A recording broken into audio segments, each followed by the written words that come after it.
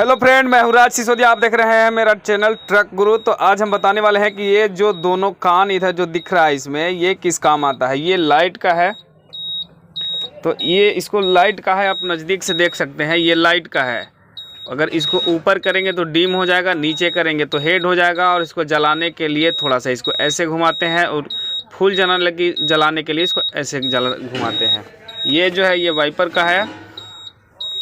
यहाँ पे देखिए ये हल्का लो है, यहाँ हाई है और ये है मीडियम चलेगा। और यहाँ अगर रखते हैं आप ऑफ है, देख सकते हैं आप, ऑफ, मीडियम, लो, हाई।